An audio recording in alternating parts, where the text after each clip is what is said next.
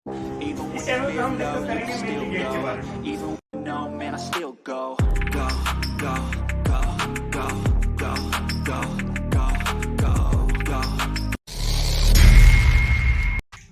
नमस्कार दोस्तों, हमारा पहला चैप्टर खत्म हो चुका है। पिछली वीडियो में हमने फर्स्ट चैप्टर अपना कंप्लीट कर लिया है। अब डिस्कस करते हैं इस पे थोड़े गेट के क्वेश्चन जो अब तक प्रीवियस ईयर में आए हैं। उससे पहले एक बार थोड़ा देख लेते हैं हमने इस चैप्टर में क्या क्या पढ़ा। तो पहले हमने सबसे पहले लेक्चर में पढ़ा था रेफ्रिजरेशन क्या होता है, रेफ्रिजरेशन कूलिंग फ्रीजिंग में डिफरेंस क्या होता है, रेफ्रिजरेशन इफेक्ट क्या होता है। ठीक है, आई होप सबको क्लियर होगा। इसके बाद हमने देखा था रेफ्रिजरेशन प्रोसेस का की डेफिनेशन क्या होती है और रेफ्रिजरेंट क्या होता है। ठीक है, इसके बाद हमने देखा था सीओपी क्या होता है, कोएफिशिएंट ऑफ परफॉर्मेंस। फॉर्मूला क्या था, desired effect by work input. ठीक है जी। इसके बाद हमने देखा था COP of refrigerator, COP of heat pump और एफिशिएंसी में क्या रिलेशन है। क्या रिलेशन था, सीओपी ऑफ रेफ्रिजरेटर या फिर COP of pump is equal to 1 plus COP of refrigerator equal to 1 by efficiency of engine. ये हमने रिलेशन किया था। इसके बाद हमने एक तो न्यूमेरिकल किया था। उससे नेक्स्ट लेक्चर में हमने क्या किया, सीओपी का एक्सप्रेशन ड्राइव किया था कि how to calculate COP for a Carnot refrigerator. ठीक है, इसके बाद हमने क्या किया था, इसके बाद हमने नेक्स्ट टॉपिक किया था यूनिट ऑफ रेफ्रिजरेशन। वहां पे 1 TR देखा था हमने। 1 TR क्या होता है, 1 TR is equal to 1 TR होता है 3.5 किलोवाट या फिर 210 किलो जूल पर मिनट या 50 किलो कैलोरी पर मिनट। ठीक है जी, यहाँ पे हमने ये वैल्यू देख ली थी। ठीक है जी।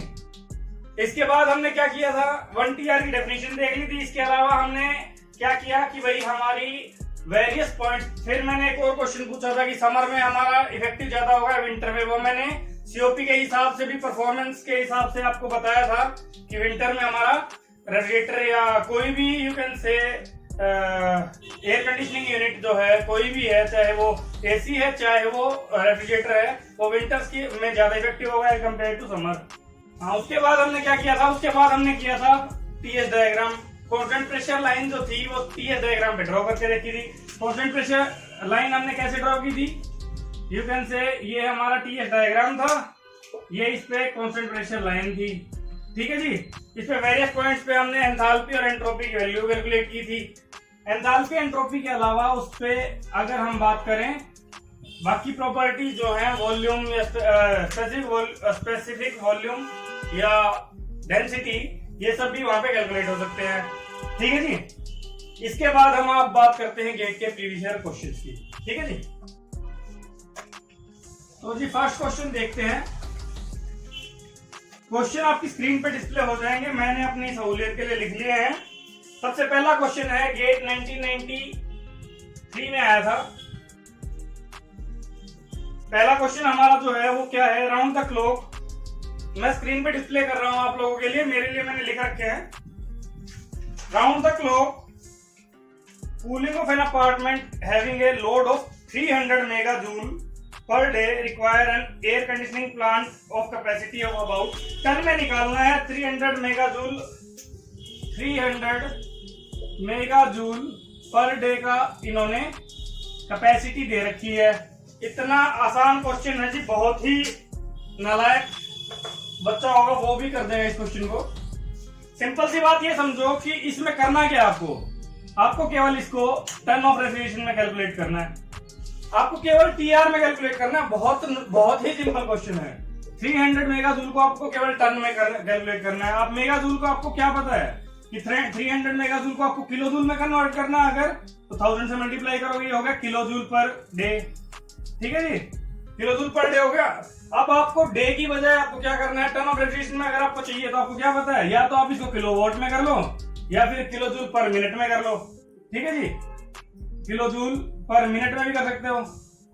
किलो जूल पर मिनट में कितना होता है, 210। ठीक है जी। यहां से हम अगर बात करें इसको डे की बजाय मैं अगर आवर में कैलकुलेट करूंगा तो यहाँ पे 24 कर दूंगा मैं, 24 से डिवाइड। आवर के बाद अगर भाई इसको मेरे को मिनट में करना है तो 60 से और फिर मैं डिवाइड कर दूंगा तो ये हमारा मिनट में आ जाएगा। यहां तक क्लियर होगा सबको। इसके बाद मिनट के बाद अगर बाय द वे मैं इससे डिवाइड कर दूंगा 210 से, अगर इससे डिवाइड कर दूंगा डायरेक्टली मेरा किसमें आ जाएगा, टीआर में। ठीक है, पहले इससे डिवाइड कर लेते हैं। यहां से हमारा आ रहा है 5000 डिवाइड बाय 24 आ रहा है, 5000 डिवाइड बाय 24, ये किलो जूल पर मिनट में आ रहा है। अगर हमें टन ऑफ रेवोल्यूशन में चाहिए तो हम क्या करेंगे, इसको 210 से फिर डिवाइड कर देंगे। 210 से डिवाइड करेंगे तो हमारा किलो जूल पर मिनट की बजाय ये क्या आ जाएगा, टीआर में वैल्यू आ जाएगी। ठीक है जी। अगर गेट के पेपर में हमारे पास साइंटिफिक कैलकुलेटर होता है, आप लोग इससे को कैलकुलेट भी कर सकते हो। मैं रफली कैलकुलेट कर रहा हूं। अगर मैं इसको 200 ले लेता हूं अप्रोक्सीमेटली, 210 की बजाय मैं 200 ले रहा हूं इसको अप्रोक्सीमेटली। अगर 200 लूंगा, मैं रफ कैलकुलेशन के लिए यूज कर रहा हूं इसको, आप लोग कैलकुलेटर से सोल्व कर सकते हो। तो 25 लगभग 1 टीआर के आसपास वैल्यू आ रही है मेरी, लगभग 1 टीआर के आसपास वैल्यू है। अगर भाई आप देखोगे कैलकुलेटर से, अगर आप डायरेक्ट सोल्व करोगे तो आपको क्या करना है, 5000 डिवाइड बाय 210 और 24। अगर आप ये वैल्यू कैलकुलेट करोगे तो आपका आंसर आ जाएगा जो अप्रोक्सीमेटली 110 के आसपास होगा। Option number 1 is the correct answer. ठीक है जी। इसके बाद बात करते हैं नेक्स्ट क्वेश्चन की। बहुत ही सिंपल क्वेश्चन था। इसके बाद बात करते हैं नेक्स्ट क्वेश्चन। नेक्स्ट क्वेश्चन हमारा कब आया था, गेट 2003 में आया था। गेट 2003 में आया था, 1 मार्क्स का क्वेश्चन आया था। क्वेश्चन क्या है, an industrial heat pump operate between temperature of 27 degree Celsius and -13 degree Celsius. Industrial heat pump दे रखा है अपने को। Industrial heat pump operate between a temperature of 27 degree Celsius and -13 degree Celsius. The rate of heat addition and heat rejection. Rate of heat addition and heat rejection को दे रखी है कितनी, 750 watt and 1000 watt। COP of heat pump निकालना हमें। ठीक है जी। ये पहले वाले क्वेश्चन से भी बकवास क्वेश्चन लग रहा है मेरे को। बहुत सिंपल क्वेश्चन है। अगर आप ध्यान से देखो, पहली चीज आपको क्या ध्यान रखनी है, जब भी आप ये डायग्राम बनाओगे तो टेम्परेचर्स की वैल्यू मैंने हर जगह, जहां पे आपने देखा होगा, मैंने हर जगह टेम्परेचर कैपिटल में लिखा है, टी कैपिटल में लिखा है। कैपिटल का मतलब क्या होता है, केल्विन में वैल्यू होती है, केल्विन में, ना कि डिग्री सेल्सियस में। तो केल्विन में वैल्यू लेंगे, क्वेश्चन गलत नहीं होंगे आपके। ठीक है जी। इस क्वेश्चन में अगर हम बात करें, हमें क्या दे रखा है, हीट पंप दे रखा है।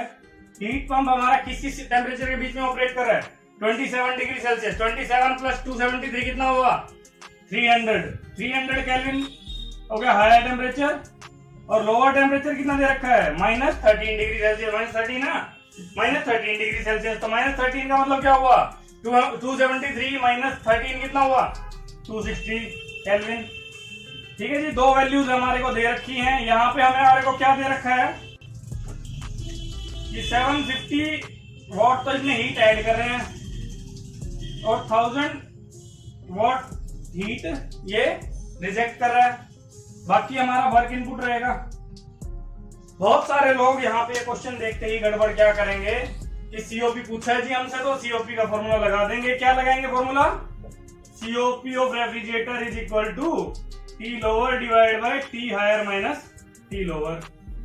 अगर आप ये क्वेश्चन का आप लगा तो दोगे इसको, आप यहां से क्वेश्चन का आंसर भी निकाल लोगे। 260 डिवाइड बाय 300 माइनस 260, 300 माइनस 260 का मतलब कितना हुआ, 40। तो यहां से आपका अगर डायरेक्ट आंसर आ रहा है कितना, 6.5 आ रहा है। सीओपी वैल्यू 6.5 है, ये ऑप्शन भी दे रखा है, लेकिन ये आंसर गलत है। यही वाली गलतियां करोगे, यही वाली गलतियां नहीं करनी है। इन्होंने आपने अब तक जो पढ़ा है, ये जो फॉर्मूला है, ये किसके लिए है, COP of Carnot engine, Carnot refrigerator, COP of Carnot refrigerator. लेकिन ये हमारा एक एक्चुअल रेफ्रिजरेटर दे रखा है। तो एक्चुअल रेफ्रिजरेटर जो दे रखा है, इसके अंदर हम जो एक्चुअल वैल्यूज हमें दे रखी हैं, ये वाली वैल्यूज का यूज करेंगे, ना कि हम टेम्परेचर लिमिट्स का यूज करेंगे। तो यहाँ पे ये वाली गलती बिल्कुल भी नहीं करनी है। ठीक है जी। तो यहाँ पे अगर हम बात करें तो हमारा सीओपी की वैल्यू 6.5 नहीं आएगी, वो तो एक मैक्सिमम जो एफिशिएंसी देगा रेफ्रिजरेटर उसकी मैक्सिमम सीओपी देगा उसकी उसका सीओपी की वैल्यू आई है वो। इस केस में क्या होगा, अगर हम बात करें वर्क इनपुट कितना हो गया, डायरेक्टली आप देख सकते हो कि यहाँ पे 750 वॉट हमारे को इनपुट मिल रही है, तो यानी कि 250 वॉट हमारा वर्क इनपुट होगा। 750 वॉट वर्क इनपुट, 750 वॉट हम हीट इनपुट दे रहे हैं और 250 वॉट वर्क दे रहे हैं, तो अभी हमें आउटपुट कितना मिल रहा है 1000 वॉट। हमारा ये केस क्या है, हीट पंप है ना कि रेफ्रिजरेटर, तो पंप के केस में हमारा डिजायर्ड इफेक्ट क्या होगा, हायर टेम्परेचर। ठीक है जी। अच्छा, उसमें भी अगर होगा तो उसमें क्या हो जाएगा 300 डिवाइड बाय सीओपी। पंप के केस में अगर हम बात करेंगे 300 डिवाइड बाय 40 होगा, क्योंकि वो मैंने 260 लिख दिया था क्योंकि रेफ्रिजरेटर का केस लेके। ठीक है, तो यहाँ पे हमारा क्या आएगा 7.5 भी आपका ऑप्शन है, देख लेना एक बार। 7.5 भी जो है ये ऑप्शन है, ये भी आपका गलत आंसर है। क्यों? क्योंकि ये किस चीज के लिए है, कार्नोट पंप के लिए। अब बात कर रहे हैं हम एक्चुअल इंडस्ट्रियल रेफ्रिजरेटर की। इंडस्ट्रियल रेफ्रिजरेटर है हमारा, इंडस्ट्रियल रेफ्रिजरेटर में या फिर इंडस्ट्रियल पंप है, सॉरी पंप के केस में हम बात करेंगे जो हमारी डिजायर्ड इफेक्ट क्या होगा, यहाँ पे डिजायर्ड इफेक्ट होगा हीटिंग इफेक्ट। हीटिंग इफेक्ट कितना है 1000 वॉट दे रखा आपको। उसके बाद वर्क इनपुट कितनी है 250 वॉट। यहाँ पे 4 आ गया कि क्या सीओपी, 4 आ गया COP, option number C, option 3 is the correct answer. Next question देखते हैं, बहुत सिंपल क्वेश्चन था। पहली चीज तो ध्यान क्या रखनी है, रेफ्रिजरेटर का फॉर्मूला नहीं लगाना पंप की जगह पे, और दूसरी चीज क्या ध्यान रखनी है, सीओपी अगर हम बात कर रहे हैं कार्नोट रेफ्रिजरेटर की तो उसके केस में हमें ये वाली वैल्यू लेनी है, टेम्परेचर लिमिट्स की वैल्यू लेनी है। और अगर हमने कार्नोट रेफ्रिजरेटर नहीं दे रखा तो हमें बार बार वो वाली वैल्यू यूज नहीं करनी है। नेक्स्ट अगर हम बात करें थर्ड क्वेश्चन की, क्वेश्चन नंबर 3 हमारा आया था गेट 2004 में 2 मार्क्स, ये 2004 में आया था, ये 2 मार्क्स का। ये थोड़ा अच्छा क्वेश्चन है, इसको देख लेते हैं एक बार। Heat engine is having an efficiency of 70%. Heat engine is having an efficiency of 70%. Is used to drive a refrigerator. ठीक है, देखो जी सबसे पहले ऐसे क्वेश्चन में आपको करना क्या है, आपका क्वेश्चन कहाँ पे सोल्व होगा, जब आपका डायग्राम ये वाला बन जाएगा। कौन सा वाला डायग्राम, जो हम ये बनाते हैं। अगर आपका ये डायग्राम ठीक बना दिया आपने तो आपका आधा क्वेश्चन वहीं पे सोल्व हो गया। तो जी सबसे पहले अगर बात करें ना, क्या दे रखा है, क्या कि ये हीट इंजन, ये मैं हीट इंजन ले रहा हूं, ई से रिप्रेजेंट कर रहा हूं। ये heat engine is having an efficiency of 70%। ठीक है, 70% एफिशिएंसी दे रखी है इसने। इसकी एफिशिएंसी कितनी है 70%। एफिशिएंसी में लिख देता हूं यहाँ पे 70% है। Is used to drive a refrigerator. ये जो है ये क्या कर रहा है, एक रेफ्रिजरेटर को ड्राइव कर रहा है। मान लो हम एक रेफ्रिजरेटर यहां पे यूज कर रहे हैं,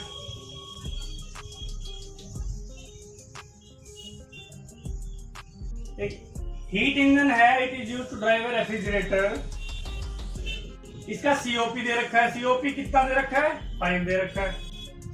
refrigerator of COP 5, the energy absorbed from low temperature reservoir bye the refrigerator, ये TL है, ये TH है।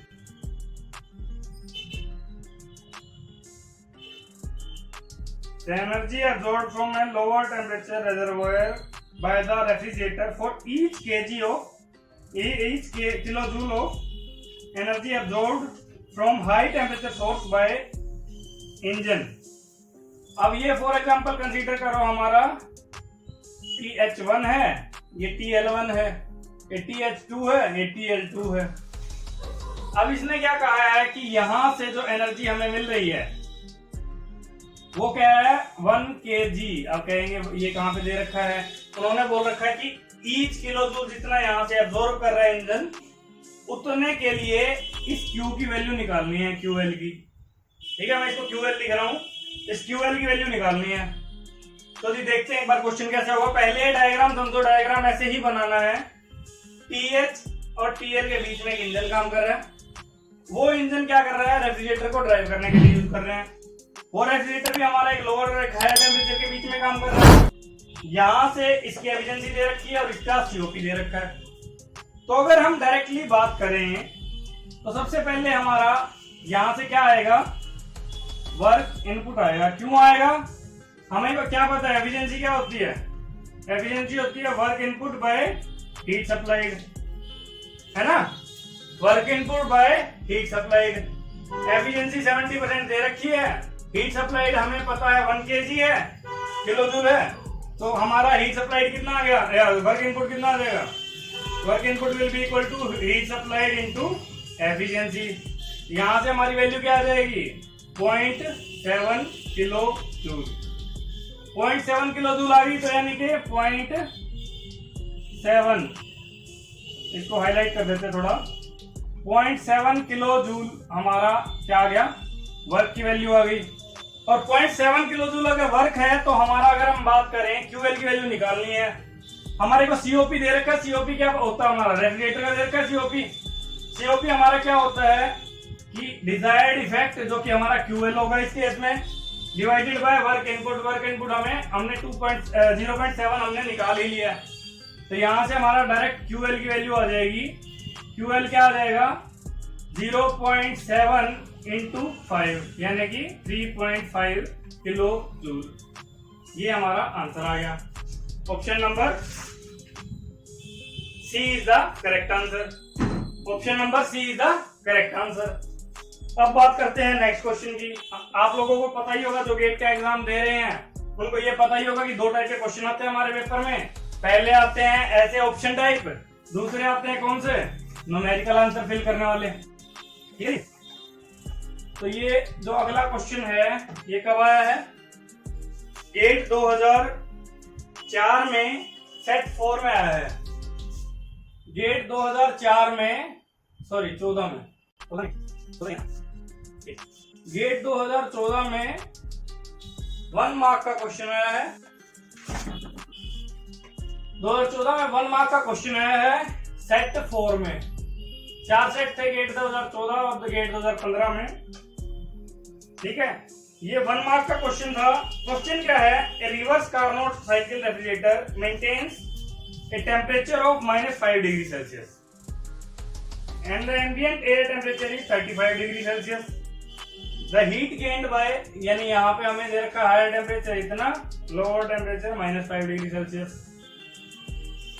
ठीक है, the ambient air temperature is this, the heat gained by the refrigerator is, heat जो गेन कर रहा है वो कितना दे रखा है, 2.5 किलो जूल पर सेकेंड।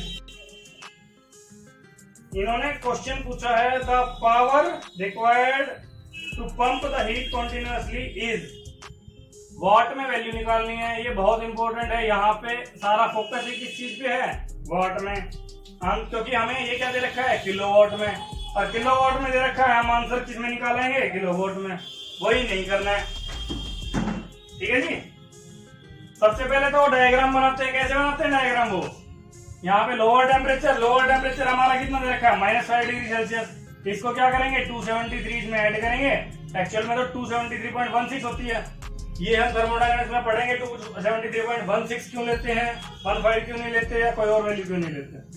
ठीक है जी, इसको केल्विन में कन्वर्ट करेंगे। केल्विन में हमारा कितना आ जाएगा, ये 268 केल्विन।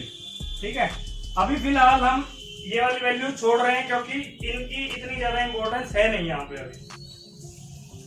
अगर हम बात करें, आपका ऐसा नहीं है, आपके पास साइंटिफिक कैलकुलेटर है, आप इस वैल्यू को एग्जैक्टली भी ले सकते हो 0.16 करके।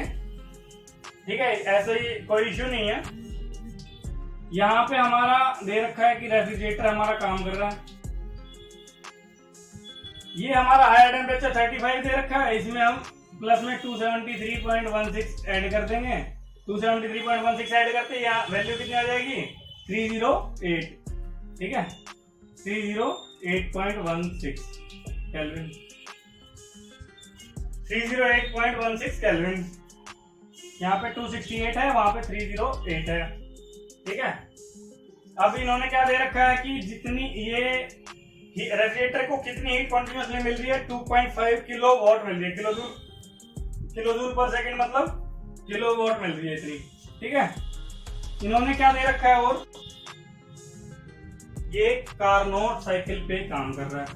ठीक है, it is working on Carnot cycle. तो हम सीओपी निकाल सकते हैं, हमारे पास हायर टेम्परेचर भी है, लोअर टेम्परेचर भी है। तो सीओपी का फॉर्मूला हमें पता ही है। सीओपी क्या होता है? सीओपी ऑफ रेफ्रिजरेटर क्या होता है? T lower divide by T higher minus T lower. यहां से अगर हम बात करें, हमारे पास वैल्यूज क्या आ जाएंगी? 268.16 डिवाइडेड बाय इन दोनों का डिफरेंस। इन दोनों का डिफरेंस आप डायरेक्टली देख सकते हो 40 डिग्री का है। ठीक है, 40। यहां से अगर हम वैल्यू निकालना चाहें, ये हमारी सीओपी की वैल्यू आ जाएगी। आप लोगों के पास कैलकुलेटर होगा, इसका यूज करना, वैल्यू निकालना। ये अप्रोक्सीमेटली कितनी आनी चाहिए? 26 यानी कि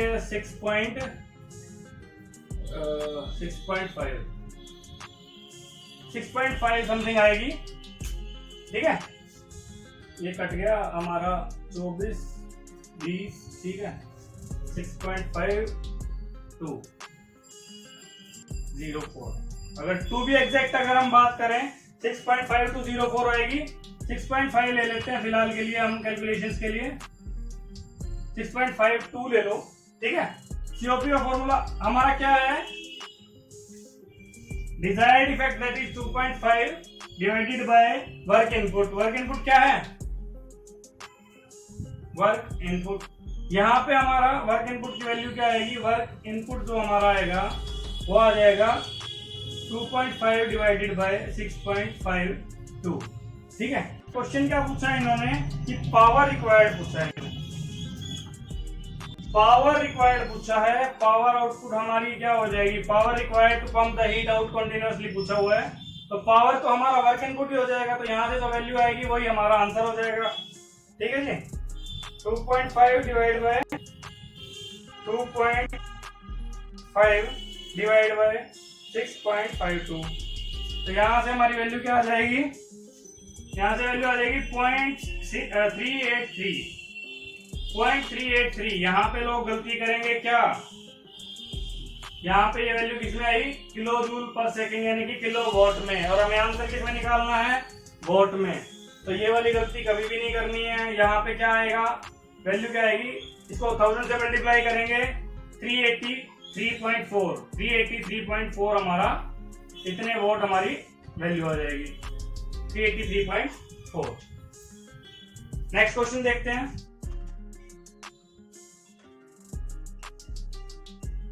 आई होप सारे क्वेश्चन अभी तक क्लियर होंगे। बहुत सिंपल क्वेश्चन आते हैं, ऐसा कुछ नहीं है। बस ये है कि लोग प्रैक्टिस नहीं करते, इस वजह से उनको फिर आके जाके दिक्कत आती है। ठीक है, अगर आप टाइमली अगर प्रैक्टिस करोगे और अच्छे से प्रैक्टिस करोगे तो ऐसा कुछ नहीं है कि गेट में कोई क्वेश्चन होगा नहीं। अभी तक आपने देखा होगा 3-4 क्वेश्चन हम कर चुके हैं, सारे के सारे क्वेश्चन बहुत इजी थे। अब नेक्स्ट क्वेश्चन देखते हैं। गेट 2015 में था, ये 1 मार्क का क्वेश्चन है। क्वेश्चन दे रखा है, ये गेट 2015 में है, गेट 2015 में है। सेट वगैरह मैं मेंशन कर दूंगा वीडियो में। ठीक है, गेट 2015 में 1 मार्क का क्वेश्चन है। क्वेश्चन में क्या दे रखा है? बिल्कुल सिंपल सा दे रखा है कि हमें हायर टेम्परेचर 37 डिग्री सेल्सियस दे रखा है, लोअर टेम्परेचर 6 डिग्री सेल्सियस दे रखा है। सीओपी की वैल्यू निकालनी है। किस चीज की है? सीओपी पंप का पूछा है कि तो देखो अभी यहाँ पे ना गलती यहीं पे करेंगे, रेफ्रिजरेटर का निकाल देंगे। पंप का पूछा है, रेफ्रिजरेटर का निकाल देंगे। हमें क्या दे रखा है इस केस में?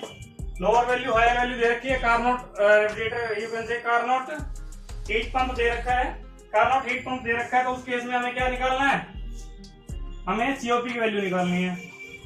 यहां से अगर हम बात करें, पहले इसको किस में कन्वर्ट करेंगे? केल्विन में। 273 में ऐड करेंगे तो ये वाली वैल्यू कितनी हो जाएगी हमारी? 310 केल्विन। और ये वैल्यू कितनी हो जाएगी? 279 केल्विन। ठीक है, पंप का केस है, तो पंप के केस में हमारा सीओपी क्या हो जाएगा?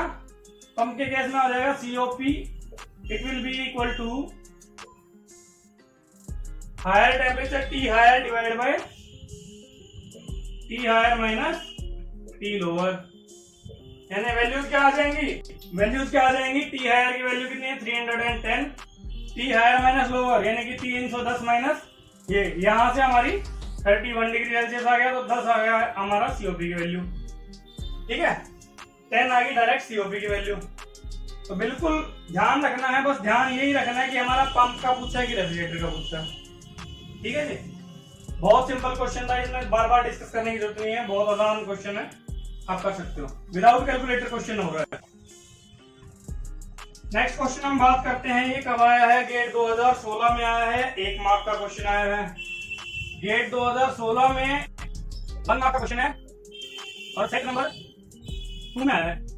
गेट 2016 में 1 मार्क का क्वेश्चन है, सेट नंबर 2 में आया है। क्वेश्चन क्या है? Heat removal rate from refrigerated space and the power input to the compressor is 7.2 kilowatt and 1.8 kilowatt. आपके पास स्क्रीन पे डिस्प्ले हो रहा होगा क्वेश्चन कि हीट रिमूवल रेट जो है, हीट रिमूवल रेट दे रखी है रेफ्रिजरेटर की। यू कैन से heat removal rate from A refrigerated space.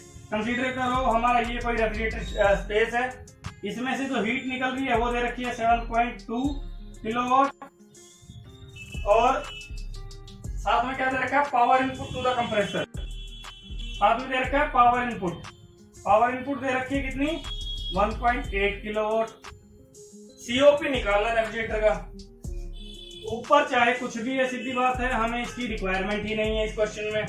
ये टी हायर मान लो कुछ भी है, ये टी लोअर मान लो कुछ भी है। हमें क्या दे रखा है कि हमें जितनी हीट वो निकाल रहा है, हीट एक्सट्रैक्ट कर रहा है रेफ्रिजरेटेड स्पेस से, वो वैल्यू दे रखी है। अब जितना वर्क हम कर रहे हैं वो दे रखे हैं, तो हम सीओपी डायरेक्ट क्या निकालेंगे? सीओपी हमारा क्या होता है? Desired effect divide by work input. Desired effect कितना है? 7.2। वर्क इनपुट कितना है? 1.8। वैल्यू आ गई 4।